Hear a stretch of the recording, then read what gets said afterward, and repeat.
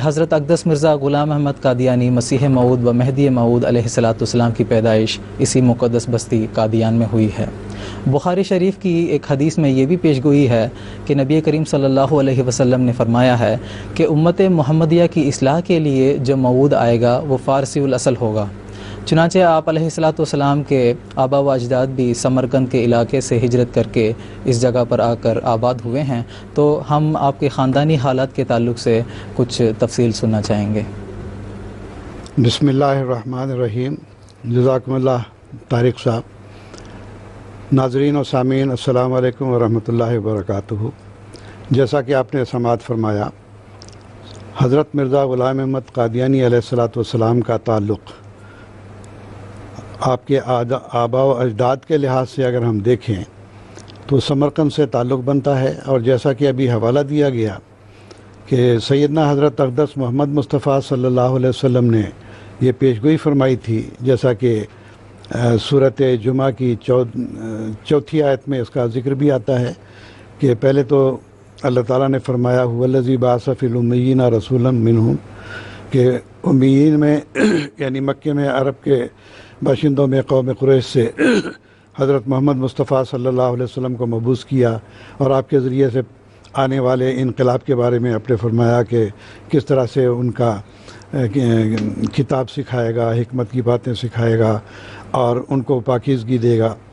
उसके बाद अल्लाह ताला ने फरमाया व आखरीना मिनहुम लम्मा यल्हक़ू बिहिम, यही रसूल फिर एक और कौम में भी मबूस होने वाला है जो अभी इनसे नहीं मिली। तो रिवायात में ये ज़िक्र आता है, जैसा कि बुखारी किताब तफसीर में है, कि पूछा गया या रसूल अल्लाह, वो कौन है आखरीन, वो कौन सी दूसरी कौम है जिसमें बेसत सानिया आपकी मुक़द्दर है। तो हुजूर पहले सवाल पे खामोश रहे, दूसरी मरतबा पूछा गया फिर भी खामोश रहे। मालूम होता है कि इस अरसे में हुजूर सल्लल्लाहु अलैहि वसल्लम ने अल्लाह ताला से लौ लगाई हुई थी। तो जब आप पे इंकशाफ हुआ तो उस मजलिस में हज़रत सलमान फ़ारसी रज़ी अल्लाह ताला अन्हु बैठे हुए थे। आपने उनके कंधे पर हाथ रखा और फरमाया लौ कानल ईमान मुअल्लक़न बिसुरैया लनालहु रजुलन और रिजालुम मिन हाउलाए, कि देखो उम्मत मोहम्मदिया किसी ज़माने में ऐसी बिगड़ जाएगी कि उसका ईमान उठ के सुरैया पर भी अगर चला गया होगा, यानी बेइंतहा ईमानी कमज़ोरी आ गई होगी उम्मत मरहुमा में, तो ऐसे वक्त में अहले फ़ारिस में से यानी हज़रत सलमान फ़ारसी रज़ी अल्लाह ताला अन्हु की कौम में से एक या कई अशख़ास ऐसे होंगे जो ईमान को सुरैया से ले आएंगे और दोबारा इस्लाम की नशत का काम करेंगे।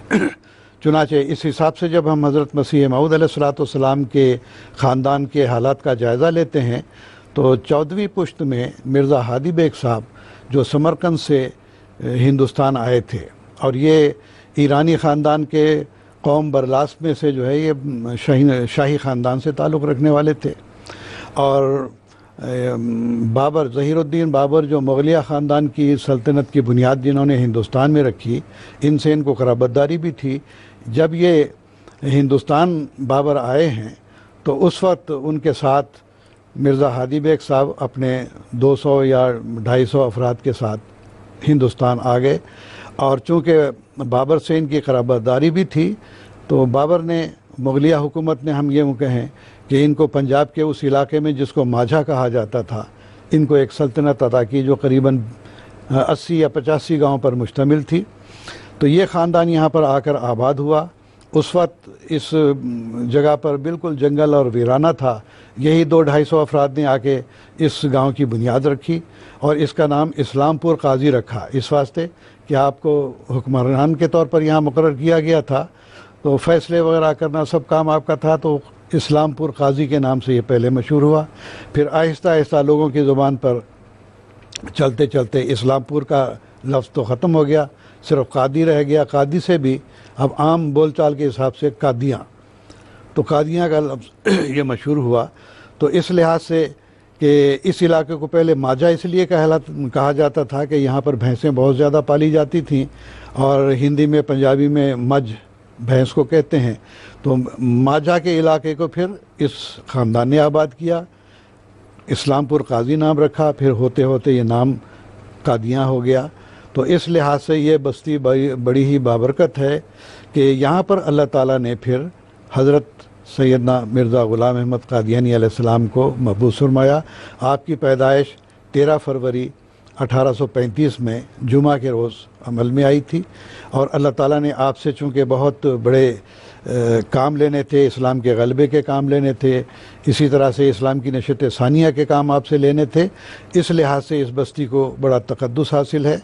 बड़े मकामात मुक़द्दसा भी यहाँ पर पाए जाते हैं कि अल्लाह ताला ने ख़ास बशारतें दी हैं कि मुबारकुन व मुबारकुन व कुल्लु अमरिन मुबारकुन फ़ीह, कि ये बस्ती और ख़ास तौर पर मस्जिद मुबारक है, मस्जिद अक़सा है, इनमें अल्लाह ताला ने फरमाया कि ये इनको बरकत दी गई है, ये ख़ुद बरकत देने वाले हैं और जो काम भी इनमें किया जाएगा वो बाबरकत होगा। तो इस लिहाज से ख़ानदानी हालात के एतबार से आप फ़ारसी उल असल हैं और 14वीं पुश्त में जाके मिर्ज़ा हादी बेग साहब की आपका ख़ानदान जो है वो मिल जाता है। और फिर आपके वालिद जो थे हज़रत ग़ुलाम मुर्तज़ा साहब, वो हज़रत अता मोहम्मद साहब के बेटे थे। आपके दादा का नाम अता मोहम्मद था और परदादा आपके गुल मोहम्मद थे। तो अगरचे बहुत सारा इस ख़ानदान को सिखों के ज़माने में इब्तला भी पेश आए, यहाँ से हिजरत भी करनी पड़ी, लेकिन फिर महाराजा रंजीत सिंह के ज़माने में जाके इस ख़ानदान को फिर यहाँ आबाद होने का मौका मिला। अगरचे मिर्ज़ा अता मोहम्मद साहब को ये पेशकश हुई थी कि आपको यहीं पर हम जागीरें अता करते हैं, तो लेकिन उन्होंने कहा कि नहीं, हम अपने आबाई गांव में ही जाके आबाद होना चाहते हैं। लिहाजा चंद गांव यहाँ पर फिर उनको वागुजार करके दे दिए गए थे और फिर ये ख़ानदान आके यहाँ पर आबाद हुआ। और ये भी अल्लाह ताला का तसर्रुफ़ था कि इस ख़ानदान को यहाँ पर आबाद किया जाए, चूँकि यहाँ से इस्लाम की नशत सानिया होनी थी। लिहाजा आपके दादा यहाँ पर आकर फिर दोबारा आबाद हुए और उसके बाद फिर आपकी पैदाइश अमल में आई।